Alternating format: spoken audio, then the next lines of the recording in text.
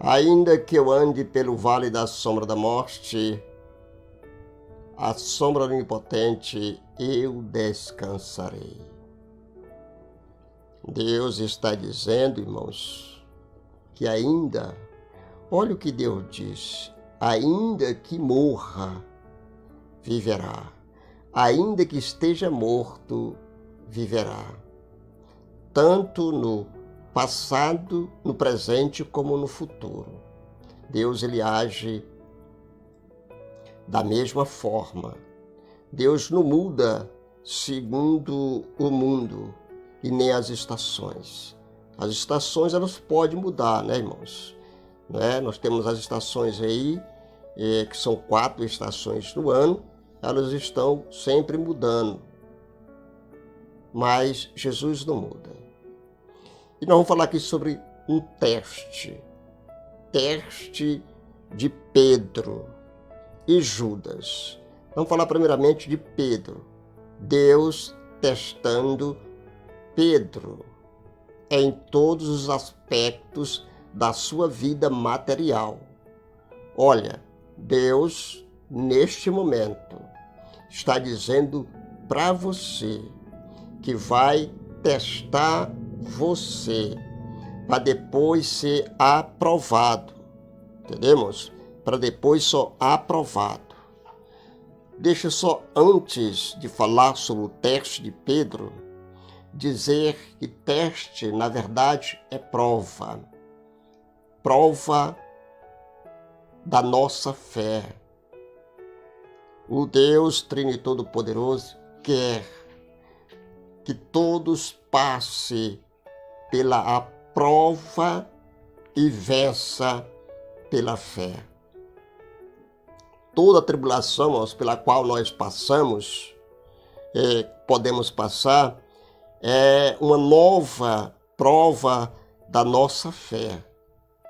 Viu? Cada tribulação é uma prova da nossa fé. Até mesmo na época de Jó, ele podia dizer, irmão, eu queria que você, eu vou repetir esse versículo aqui umas 2 vezes. Eu vou repetir só 2 vezes, porque quando você quiser repetir, você pode voltar o vídeo um pouquinho e ouvi-lo. Olha o que diz Jó 23, 10. Eu queria que até alguém mais estudioso me dissesse qual é como é que se diz, a versão desse versículo, porque eu já olhei várias versões e não encontrei. Mas diz assim: Deus conhece todos os detalhes do que está acontecendo comigo. Deus conhece todos os detalhes do que está acontecendo com você. Cada detalhe Deus conhece. Hoje nós podemos ir um passo a mais, além de dizer, como está escrito em Romanos. Observe, irmão, a versão.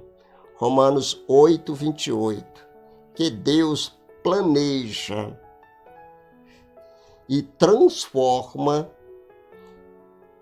para o bem todos os detalhes que me diz respeito. Ele planeja e transforma para o bem todos os detalhes que dizem ao meu respeito. Tem alguém dizendo alguma coisa com relação a você? Olha, irmãos, eu vou fazer aqui, será que realmente cremos com relação a tudo que cruza o nosso caminho? Que Deus planejou tudo em perfeita sabedoria e amor, e que o Senhor e que o seu poder é todo poderoso, o suficiente para nos livrar da provação quando chegar a hora certa? Será, irmãos? Agora eu vou frisar bem aqui um pontozinho para os irmãos observar como são as coisas de Deus. Será que Deus encontrará em você, observe, será se Deus encontrará em você e em mim aqueles que ele pode antecipadamente salientar a Satanás como sendo pessoa que nunca reclamam e nem resmuga em nenhuma circunstância. Será? Se ele pode dizer assim, ó, vai lá, toque no irmão José, tire tudo o que ele tem e vê se ele blasfema contra mim. Será, irmãos? Aí diz ainda, irmãos, mas que somente dão graça por todas as coisas e em todo o tempo. Será que ele vai encontrar no mundo alguém como Jó? Jó era Deus tirando e Jó adorando. Olha, vamos lá falar agora sobre os testes. A prova da falsa fé. A prova da fé de Pedro. Dentre os 12 apóstolos que Jesus escolheu, talvez o maior contraste de personalidade estivesse em Pedro. Pedro tinha várias personalidades, vimos? E Judas Iscariote. Pedro era sincero, oculto e afetuoso. Já Judas Iscariote era inteligente, astuto e ambicioso. Olha as características de Pedro e as características de Judas. É um contraste muito grande. Deus tinha um grande chamado para Simão Pedro, mas que não poderia ser cumprido até que ele tivesse sido testado e aprovado. Deus tem um chamado para você, mas antes você tem que passar pela prova e ser aprovado. Irmãos. Pedro, no entanto, não fazia ideia sobre o maravilhoso plano de Deus na ocasião em que Jesus o chamou. Ele não sabia. Deus nos revela seu plano apenas um passo cada vez. Cada vez Deus revela o seu plano. Um passo. Tá, irmãos? Vamos ver aqui. Primeiro, a atitude de Pedro com relação ao dinheiro. Como era que era Pedro com relação ao dinheiro? Certo dia, Jesus entrou no barco de Pedro e lhe disse para levar o barco para águas profundas e jogar a sua rede para a pescaria. Pedro obedeceu e fez uma das maiores pescarias da sua vida. Deus está dizendo, jogue a tua rede, mesmo que você tenha passado 10 anos, 20 anos jogando a rede. Mas agora Jesus está mandando você jogar a rede. E você jogará a rede. Centenas e dezenas e milhares de pessoas irão correndo aos pés do Senhor Jesus e o aceitando como Salvador e Senhor da sua vida.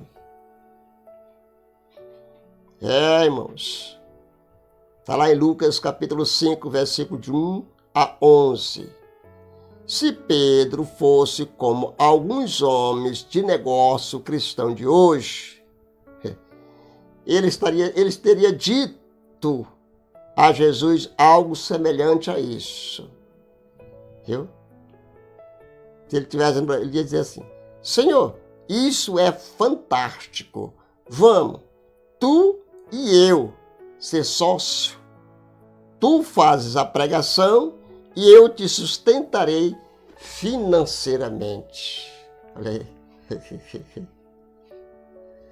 Será se você tem coragem de dizer, de fazer uma proposta para Deus como Pedro fez? Vamos fazer o seguinte, Senhor, o Senhor vai pregando o Evangelho, vai ganhando almas para Jesus, vai levando o povo aos seus pés e eu vou lhe sustentar financeiramente. Mas mais lá na frente, nós vimos que Pedro era tão pobre que nem dinheiro ele tinha para pagar o imposto. Quando chegaram para cobrar o imposto, perguntaram se o mestre pagaria imposto ou não. Ele disse sim. Aí ele disse: Pedro, faz o seguinte, vá pescar. E Pedro foi pescou e encontrou dinheiro para pagar o imposto. Jesus pegou o dinheiro e pagou o imposto de Jesus e o imposto de Pedro. Cobraram imposto até de Jesus, viu, irmãos? Eita, povo. Aí veja bem, irmãos. Olha, se o meu sócio de pesca vai ser assim, logo serei o mais rico homem de negócio de todo o Israel, e os meus dízimos sustentarão não somente a mim, mas também a todos os exércitos de obreiros cristãos, em muitas partes dessa terra e do estrangeiro também. Assim pensou Pedro. Olha, eu vou ganhar muito dinheiro. Vou ganhar muito dinheiro. Jesus vai e eu vou pagando tudo. Certo? Vou ganhar muito dinheiro, devolver meu dízimo. Irmãos. Aí, então, Pedro poderia ter viajado ao redor do mundo, dando seu testemunho em várias conferências para homens de negócio, ensinando sobre um Cristo que poderia tornar próspero os seus negócios. Este é o raciocínio da mente carnal. Pedro estava pensando carnalmente, viu, irmãos? Pedro, no entanto, não fez isso. Volta atrás. Pedro não fez isso. O que fez, aliás, o que estão fazendo, são algumas denominações no Brasil. Ele desistiu do seu negócio. Quando Jesus o chamou para deixar as redes, ele deixou o seu negócio, irmão, de pesca, e imediatamente seguiu Jesus. Ele passou no teste. Vimos? O cristão mal sabe quando Deus prospera os seus caminhos de forma e ganham mais dinheiro quando estão sendo testados. A maioria dos cristãos são reprovados no teste bem nesse ponto, viu, irmãos? Eles se contentam em ser milionários, vão quando poderiam ter se tornado apóstolos. Muitos querem ser milionários, mas não querem ser apóstolos. Ano mais tarde, Pedro, longe de ser um rico homem de negócio, podia somente dizer: olha o que ele disse, irmãos. Pedro, no momento que ele ia subindo lá para o templo chamado Formosa, que tinha um cego lá, um aleijado que pedia esmola. Ele pediu para o aleijado: aleijado, olha para nós aqui, olha para nós. E deixa eu te dizer, olha, nós não temos nada. Imagine, irmãos, a angústia daquele cego, daquele aleijado. Quando Pedro pediu para ele olhar para ele, com certeza o aleijado disse: aqui eu vou receber aí uma nota aí bem graúda. Mas ele disse assim: nós não temos nada. Aí desanimou o aleijado. Mas em seguida veio outra palavra. Mas o que nós temos, isso nós te damos. Só pode dar o que tem mesmo, né, irmãos? Isso nós te damos. Levanta e anda. Pedro tomou pela mão e o levantou. Já tinha passado pelo teste mesmo, né? Não tenho dinheiro, não tenho prata nem ouro.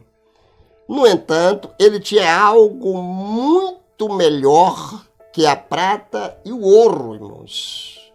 Ele havia desistido das riquezas terrenas pela riqueza eterna do reino de Cristo. Que maravilha, Jesus! A gente vai ficar por aqui, irmãos, tá? Ele passou pelo teste. Diz assim, ele havia desistido dos prazeres terrenos pela riqueza eterna do reino de Cristo. Abandone, irmãos, abandone já este mar. Abandone já de uma vez este proceloso mar. Hoje, sem tardar, do pecado eternal e de morte tão fatal, foge logo o pecador com rapidez. Irmão, você precisa, mas é urgentíssimo correr até onde Jesus. Vá lá, Ele está te esperando. Amém, Jesus? E amém. Se inscreva no canal, irmãos. Fique à vontade. Ative o sininho de notificação e compartilhe à vontade. Deus em Cristo nos abençoe, hoje e sempre. Amém, Jesus, e amém.